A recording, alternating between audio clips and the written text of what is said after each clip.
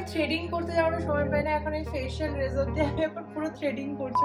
জুতোর ওপর ওর যেটা কি রাখ দেখো আর অনিন্দ আমাকে যা ভাত দিয়েছে না, সেই গ্রামে বলে না যে বিড়াল টিঙাতে পারবে না এমন অ্যামাউন্টের ভাত। অভিষেক দা এসে গেছে, প্রথমবার চিনি দেখেছে অভিষেক দাকে, দেখো।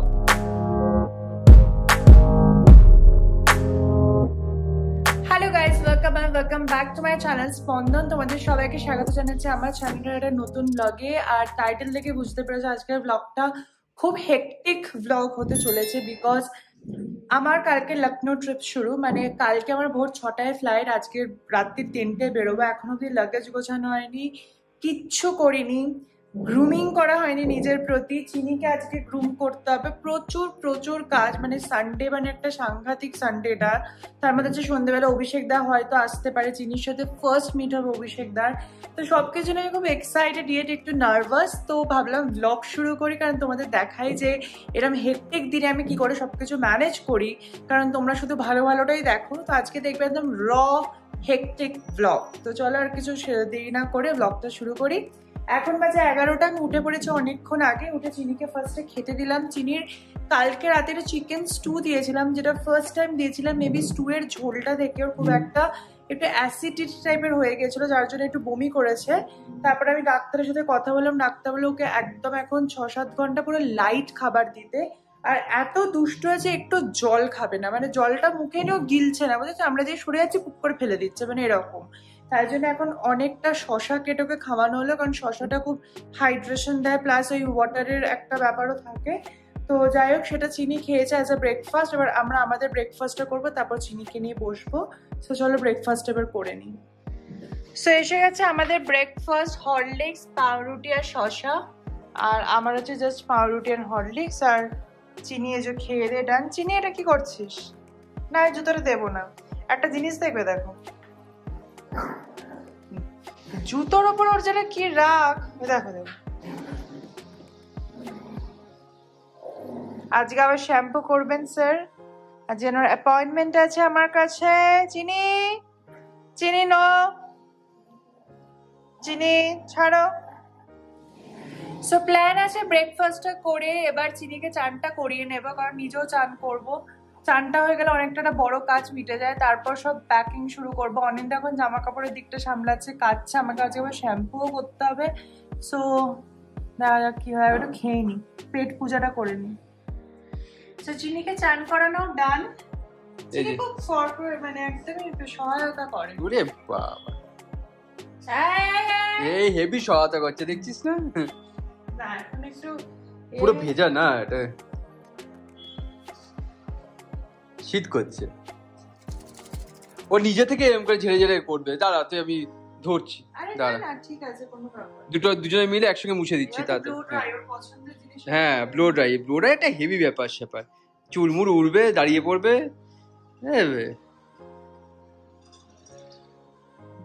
কি লাগছে।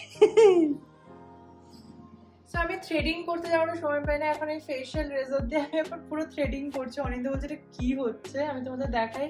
আমি প্রায়শই মানে 80% অফ দ্য টাইম আমি বাড়িতেই থ্রেডিং শেভিং সবকিছু করি ফেশিয়াল রেজারে। এটা বম্বে শেভিং কোম্পানির ফেশিয়াল রেজার। ঠিক আছে, তুমি এটা দিয়ে জাস্ট এইভাবে পুরো এক্সট্রাস গুলোকে বের করে দিই। চাপের ব্যাপার, এরকম বউ পাবে থ্রেডিং পারলে। মানে বেসিক্যালি এটা একটা ব্লেড। হ্যাঁ, বাট এটা স্পেশালাইজড ফর শেভিং। আচ্ছা, আরেকজন কি করে যাচ্ছে ওখানে? আরেকজন সানফান হয়ে গেছে, পুরো আমার ভুম বলে গেছে। এই যে এখন আবার খেলার জিনিসটা নিয়ে খেলছে। আচিনি পরিষ্কার তো হয়ে গেছো, তুমি আবার পরিষ্কার হয়ে গেছো। বাবালে, ওরে বাবালে। হ্যাঁ, চেলো একটুখানি। হ্যাঁ, গুড বয়। আরেকবার চেলো। সো আমারও এখানে কাঁচা পড়তে হয়ে গেছে। তো বেসিক্যালি আজকে চিনির একটু জামা প্যান্ট গুলো কাজ কেচে দিচ্ছিলাম। চিনির জামা প্যান্ট আর ওই চিনি যেখানে এখানে একটু হিসু করে ওই পি প্যাড গুলো একটু কেচে দিচ্ছিলাম। তো এখন শুকাচ্ছে ওগুলো। তো ওগুলো হয়ে গেলে মোটামুটি আজকে শনি রোববারে আমাদের মোটামুটি সব কাজ শেষ। আজকে শুভা যাওয়ার প্রিপারেশন অলরেডি শুরু হয়ে গেছে। এই যে ব্যাগ গোছানোর পালা। কতক্ষণ লাগে ব্যাগ গোছাতে? এই যুদ্ধ কখন শেষ হয়ে যাবে? তা হয়েই গেছে প্রায়। কাকে যে কাটছি কিছু দেখতে তো পাচ্ছি না আমি। তুমি দেখতে পেলে বুঝতে পারলে তো হয়েই যেত, তাহলে কি আমার জীবনে তো সমস্যা হতো? মানে কি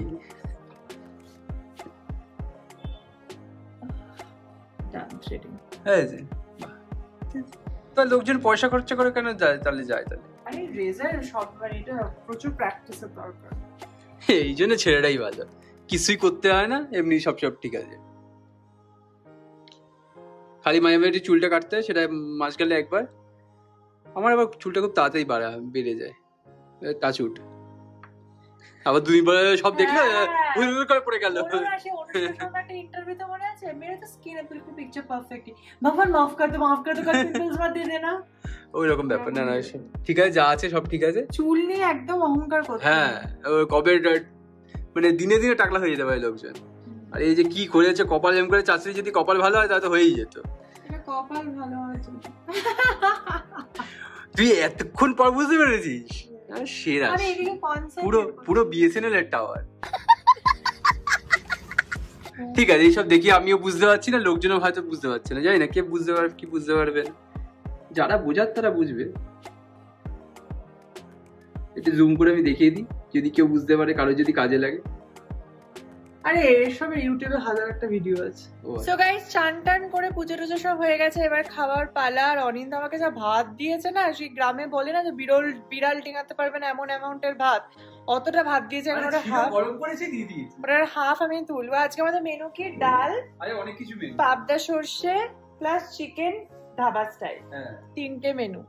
চলো খেয়ে দিয়ে নিয়ে, ব্যাগ গোছানো অলমোস্ট কমপ্লিট। আবার বিকেলে সব লোকজন আসবে, তো চলো আগে খাওয়া দাওয়াটা। হ্যাঁ আসবে, আমার মনে হয়। ঠিক আছে, আসুক না আসুক, আমরা চলো খাওয়াটা তো খেয়ে নিই। Hello guys, good evening. দেখতে দেখতে সন্ধ্যে হয়ে গেল। আমরা খাওয়া দাওয়ার পর একটু ঘুমিয়ে পড়েছিলাম, আমি বিশেষ করে, কারণ আমার আজ মাঝরাত্রির উঠতে হবে 2-2:30-এর সময়, মানে বেরোতে হবে, তার জন্য একটু ঘুমিয়ে নিলাম, কারণ ওভারনাইট না ঘুমিয়ে ট্রাভেল করতে হবে, তাই ঘুমানোটা একটু দরকার। বাট এনিওয়েজ, উঠে চিনির খাবার বানিয়ে নিয়েছে। ডাক্তার বলেছিল ওকে আজকে একটু 6-7 ঘন্টা একটা ব্রেক দিতে খাবার থেকে, তো সেটা দেওয়া হয়ে গেছে, তাই চিনি এখন লাফাচ্ছে, খুব খিদে পেয়েছে। তো এখন ওর খাবারে হচ্ছে এগ, বয়েলড এগ, তার সাথে চিকেন বয়েলড, সেটার একটা স্যালাড করে ওকে এরকম করে দেওয়া হবে। চলো আসো আসো বাবা, আসো, খেতেটা আগে দিয়ে দিই। সেই যে চিনি আজ চান করার পরে দেখো কি কিউট দেখতে হয়ে গেছে। বাট চলো চিনিকে খেতেটা দিই। বলে বাবা, বলে গুন্ডু গুন্ডু গুন্ডু গুন্ডু, সে জল খাবে না, সব খাবারে তুমি উনি এগিয়ে আছেন। না, ইট। খিদেও পেয়েছে বেচারা, খেয়ে নি। এদিকে আমি চলে এসেছি রান্নাঘরে আবারও। আর আজকে একটু চিংড়ি মাছ ছিল, সেটা একটা ঝোল করে দিয়ে যাবো অনিন্দর জন্য, কারণ অনিন্দ খেতে পারবে 2 দিন, তাহলে তাই চিংড়ি মাছের ঝোলটাও বানাতে হবে। তো চলো এবার এটা বানিয়ে নিই। সো গাইস, দেখতে দেখতে সন্ধে হয়ে গেল, আর সময় আজকে যেন বেশি তাড়াতাড়ি যাচ্ছে। 8:30 বেজে গেলে কখন আমি নিজেও বুঝতে পারলাম না। আমি এর মধ্যে চুলটাকে একটু স্ট্রেট করে নিলাম, কারণ গ্রুমে যেতে হবে, তো রাত্রি 3:30-এর সময় স্ট্রেট করার থেকে বেটার এখন করে রাখি।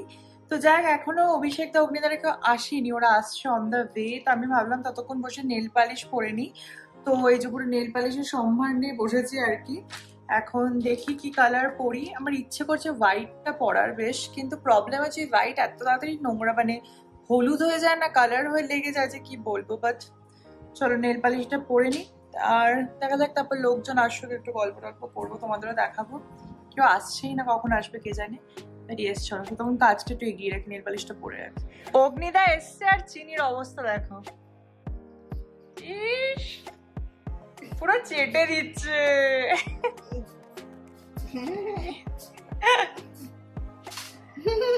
কত জন্ম পর দেখেছেন না, এই জন্য। আর দেবস্মিত এখানে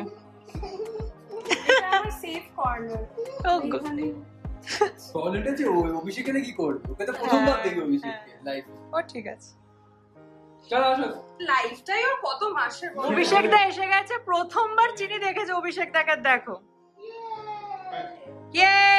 বুঝে গেছে। ভাবো অভিষেক দা বিশ্বাস হচ্ছে এখনো অব্দি যে বাড়িতে আমাদের এসে গেছে চিনি। হ্যাঁ, অভিষেক ঢুকলো 4 মাস পর, ওর বয়স 3 মাস, 2.5 মাস। হ্যাঁ, ওর 2.5 মাস হয়েছে, আমার 2.5 মাস। হ্যাঁ, ডিসেম্বর মাস পর ঢুকে গেছে। 7 তারিখ গেছিস। ডিসেম্বরে গেছি। আরে চিনি তো 4 মাস হলো। 4 মাস কি করে হলো? ওই 1 মাসের সো আমাদের সব গেস্ট চলে গেছে, আমরা খুব মজা করলাম, অনেকদিন পর অভিষেক দা এলো। আর সব চিনি তো অভিষেক দাকে আমি ভেবেছিলাম দেখে হয়তো কি করবে না করবে, বাট চিনি তো প্রচন্ড মজা করেছে উল্টে আর কি।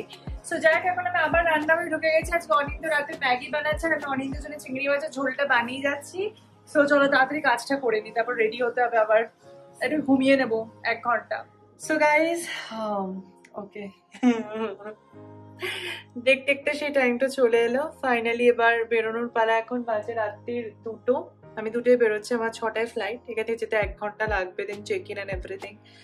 সো ইয়া, কেটে গেল সপ্তাহটা ভালোই। বাট আমি যাচ্ছি 7 দিনের জন্য, মানে আজকে সানডে বেরোচ্ছি, নেক্সট সানডে বাড়ি আসছি। তো যদি এখন চিনির জন্য 7টা দিনে আমার 7 বছরের মতো লাগে, বাট ফাইন, কাজ তো করতেই হবে, কিছু করার নেই।